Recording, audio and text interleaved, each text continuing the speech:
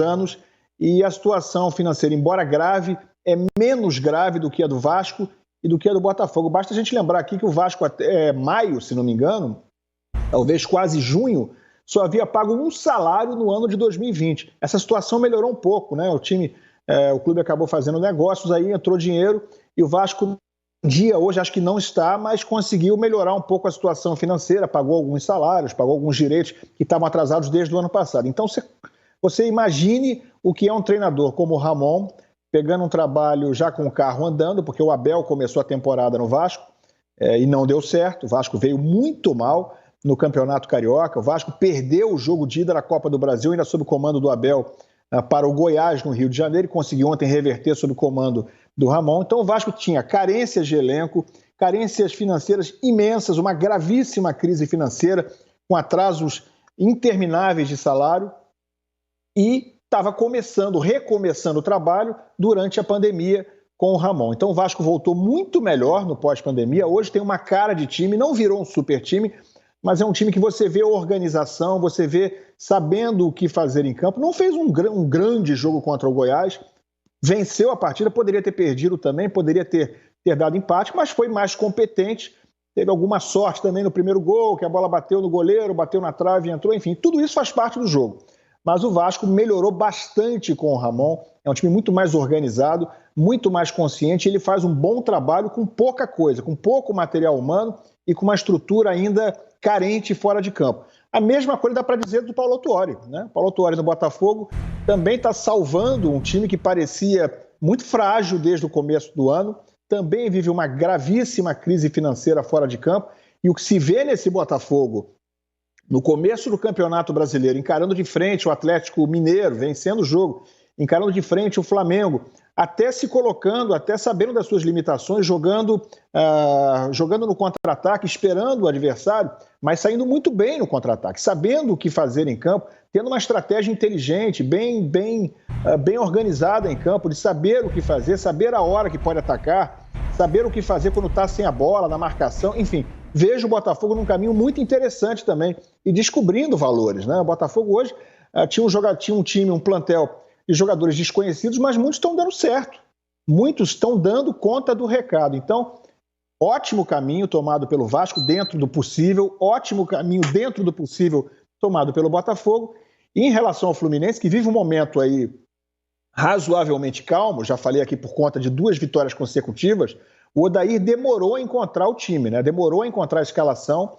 O Fluminense acho que tinha uma condição um pouquinho melhor do que os outros dois, porque contratou jogadores, no mínimo, mais famosos, né? Vamos citar alguns aí, o próprio Fred. O Fred não joga mais bola. O Fred foi contratado como Fred, né? Se a contratação foi mal feita, é uma outra história. Ele ainda é o Fred, ou deveria ser, pelo menos, já foi contratado como tal. Contratou o Hudson, contratou o Egídio. O Fluminense tem o Evanilson, que é um jogador hoje cobiçado no ataque. O Fluminense tem uma zaga bastante razoável, né? O Lucas Claro, tem ali o Matheus Ferraz, que nesse momento não é titular, tem o Muriel, que é um bom goleiro. Então, a meu ver, o nível do elenco do Fluminense está um pouquinho acima, pelo menos teoricamente, do que os elencos de Vasco e Botafogo, que tem um trabalho mais árduo. O Odair demorou a encontrar a equipe, acho que está encontrando, acho que agora começa a demonstrar um pouco mais de intimidade com o seu plantel. O Fluminense já mostrou uma forma de jogar, tanto nesse jogo contra o Figueirense, quanto na partida contra o Atlético Paranaense. E até antes, no jogo contra o RB Bragantino, o Fluminense perdeu o jogo jogando fora de casa, mas mostrou um pouco mais de forma, um pouco mais de consistência. De forma que esse jogo entre Vasco e Fluminense, no próximo... O jogo é sábado, né? Sábado à noite, às 7 horas da noite. Sábado. Acho que o Vasco está um pouquinho mais embalado. Vejo esse Vasco aí um pouquinho mais consistente, porque já está jogando bem, já vem numa sequência boa há um pouco mais de tempo, né? O Vasco chegou a ser líder do Campeonato Brasileiro, perdeu nessa última rodada a liderança, mas o Vasco já está mais consistente há mais tempo e o Fluminense só se encontrou de fato de 2 ou 3 jogos para cá. Eugênio Leal, como é que você vê o trabalho do Odair Hellmann no Fluminense e do Ramon na equipe do Vasco? Olha, eu vejo com bons olhos. É sempre importante a gente tentar contextualizar isso, né? A comparação é com o que a gente tinha antes nos próprios clubes. Porque senão as pessoas podem confundir. Porque aqui no Brasil a gente teve ano passado um time muito acima da média de tudo que já se viu no futebol brasileiro nos últimos anos, que era o Flamengo. Esse Flamengo despencou de produção. O problema é do Skype. Oi? Bem, vou tentar continuar aqui. Não, o Flamengo despencou de produção. Não é aquele mesmo do ano passado. Então, assim, a gente não está comparando o que Fluminense, Vasco, assim como o Ilan, vou incluir o Botafogo, com o que o Flamengo fazia. Eu estou comparando com o que esses próprios clubes faziam antes. Então, esse Vasco do Ramon é muito melhor do que o Vasco do Abel, que começou o ano. Ponto. O Odair Hellmann está conseguindo fazer o Fluminense melhor do que estava no ano passado. Ponto. E o Autuori está conseguindo fazer um Botafogo melhor também do que estava no ano passado e no início desse ano. É muito claro. Outra coisa, são times em desenvolvimento, são trabalhos que, se tiverem sequência, tendem a melhorar. Agora, o que eles vão enfrentar é o desgaste da temporada com elencos limitados. Você olha para o elenco do Botafogo, você tem o time mais 2 ou 3 jogadores. Não passa muito disso. Quem, por exemplo, se sair o Luiz Henrique, que é um jogador de velocidade, no máximo tem o Juan. Não tem mais muita alternativa para jogador de lado de campo. Tanto que o Autuori está usando muitas vezes 2 centroavantes, e nem sempre por estratégia de ter 2 centroavantes, porque ele não tem esse outro jogador de lado de campo.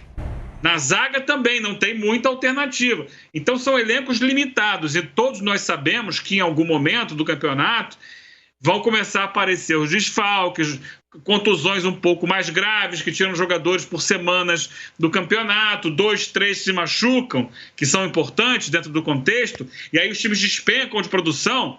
Ali na frente a gente vai estar falando mal dos técnicos. Então, é tudo dentro de uma realidade. Na realidade de cada um dos times, eles estão indo bem, melhor do que estavam antes. O Ramon é muito cedo, é um técnico novo, no cenário. Concordo que ele deu uma cara ao time do Vasco. A gente vê hoje um Vasco mais organizado, mais estruturado, mas ainda não é um super time. Se conseguir manter esse elan, essa força, ele tende a melhorar, mas também tem problemas de elenco. Quanto ao Odair, eu vejo que ele conseguiu, e aí, é claro, tem evoluções, tem um jogo que você vai jogar pior, tem um jogo que você vai jogar melhor, você vai mudar uma peça aqui, outra, vai ajustando, A lateral direita, o Igor Julião, era o Gilberto, o Igor Julião não foi bem, teve ali as suas oportunidades, agora entrou o Calegari, que rende mais do que o Igor Julião. Você vai ajustando, e o time vai melhorando. O Fluminense, o que eu vejo é que desses todos, é o time com mais entrega em campo. E isso é mais importante para mim do que o jogador A ou o jogador B. É um time que marca o tempo todo, que é agressivo, que quer a bola o tempo inteiro, não deixa o adversário respirar em campo, mesmo quando está cansado. A gente vê que os jogadores estão cansados, mas eles estão mordendo, eles estão batalhando, eles estão tentando desarmar. Isso muito em fruto também da juventude do elenco, Porque, tudo bem, tem lá o Nenê, que é o destaque do time, é o melhor jogador da temporada do Fluminense. O Ganso e o Fred aos poucos vão entrando ali para não atrapalharem muito. Por que eu digo atrapalharem? Porque a característica desse time vai ser a leveza, vai ser a velocidade, vai ser a intensidade, e esses caras não têm isso, o Ganso e o Fred. Então eles vão entrar dentro de circunstâncias, porque o destaque do Fluminense vai estar em jogadores como o Dodi, como o Michel Araújo, que correm o tempo inteiro, que se entregam ao máximo, que são operários da bola. É isso que vai fazer o Fluminense ser competitivo no campeonato. Agora, também ali na frente pode faltar fôlego a esse time do Fluminense. É um início de campeonato em circunstâncias muito especiais, contra adversários que se imaginava pudessem estar mais fortes agora. Podem sonhar com Libertadores. Esse campeonato está muito nivelado, claro que por baixo, muitos jogos sofríveis. E aí eu vou incluir o Botafogo. Os 3, para mim, estão acima das expectativas iniciais. Por isso que acho que eu tenho que valorizar muito aqui o trabalho dos 3 treinadores. O Ramon é a maior novidade, pelo pouco tempo de casa, ainda está invicto, momento mágico ali. Acho que tem uma boa espinha dorsal, um bom goleiro, um bom zagueiro, um bom volante, um bom meia, um bom centroavante. O Fluminense é um time mais arranjado e já tem um técnico mais experiente, que é especialista em sistema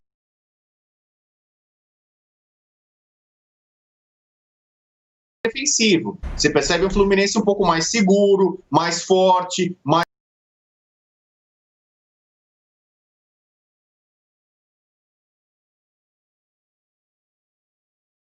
competitivo. Não é à toa que passou muito bem por essa prova de mata-mata.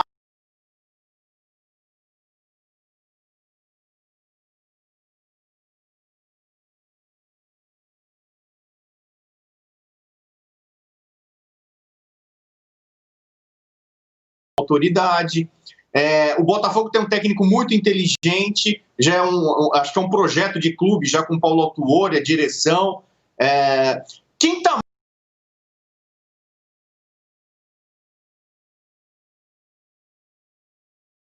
mal nesses clubes? Pega nos times. Quem está mal no Vasco? O Thales Magno, que talvez seja o maior talento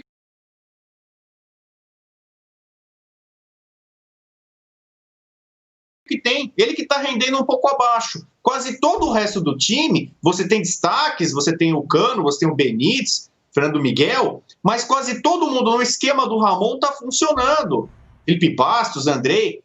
Quem está mal no Fluminense? O Fred, que o Willan citou, pela idade, pelas questões de lesão. O Egídio, Marcos Paulo não foi bem nesse jogo, mas em geral, mesmo jogadores e novas peças estão sendo descobertas, como é o caso do Calegari, caso do Foster no Botafogo. No Botafogo, talvez o cara que mais está decepcionado é o Honda, que a gente sabe que é um jogador de nível internacional. Se der uma fagulha, alguma coisa, subir o nível dele, o time vai crescer ainda mais. Mas você tem o Pedro Raul, bom jogador, Marcelo Benevenuto, Bruno Nazário, o Gatito, que é um dos melhores goleiros que a gente tem na nossa Série A.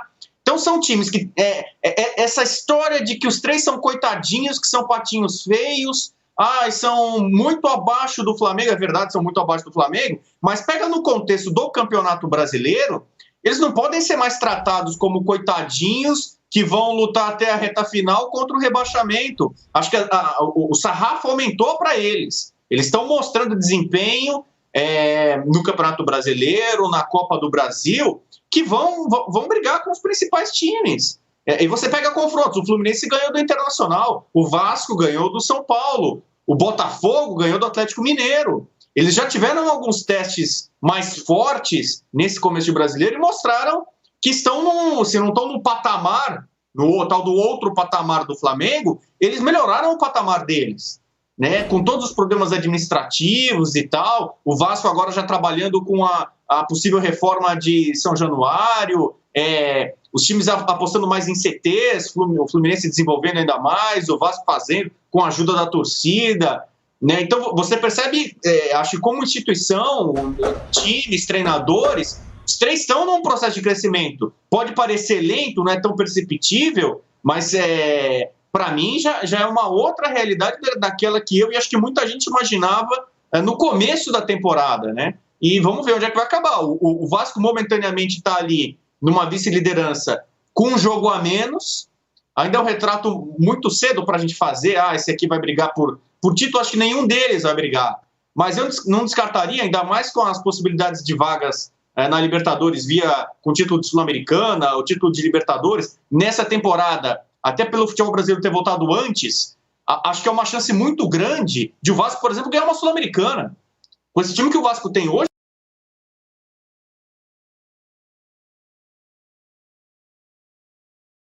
pode investir, ganhar uma Sul-Americana, vai para a Libertadores.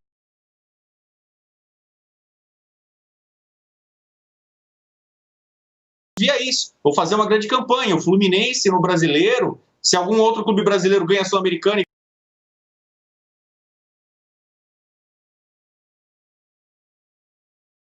ganha a Libertadores,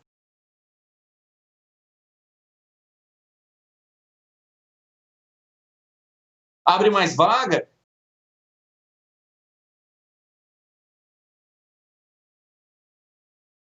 Então, acho que eles podem pensar sim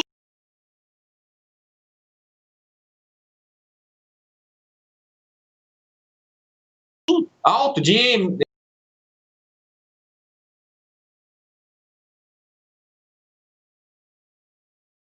a metade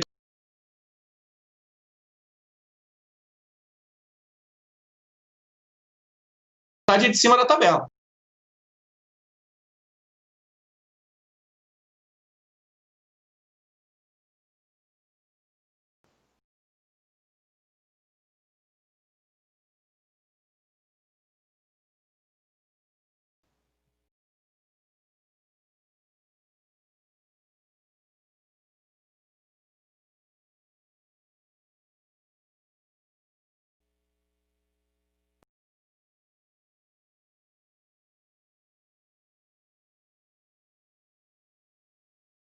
Deixa eu perguntar para o Facinho.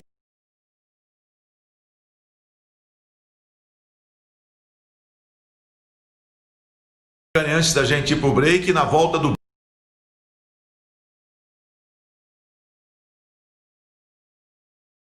break, nós temos 3 assuntos ainda, hein, gente? Temos 3 assuntos ainda, 10 minutos para cada assunto, para a gente falar aqui no nosso debate final. Facincani, te surpreende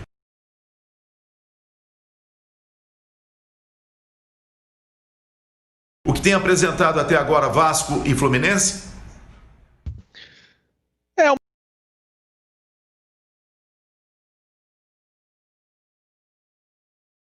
uma surpresa, né? Porque o Vasco, ele começa com um técnico novo, jovem, que até então era inexperiente.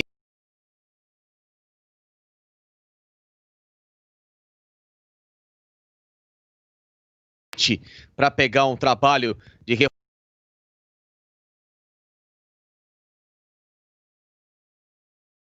reformulação, um elenco um pouco mais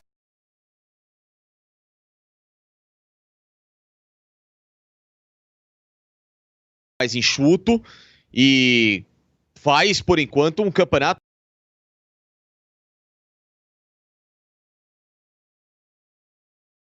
extremamente louvável, digno, e que é um grande passo daquilo que o Vasco já deveria ter sido, sabe, apresentado há muito tempo, apresentado à atual realidade do clube. O Vasco cansou recentemente de gastar aquilo que não tinha em pessoas ou jogadores ou técnicos que talvez também não pudessem dar ao Vasco aquilo que ele precisava. E agora ele une o útil ao agradável. Um cara que conhece o clube, que é ídolo da casa como o Ramon, que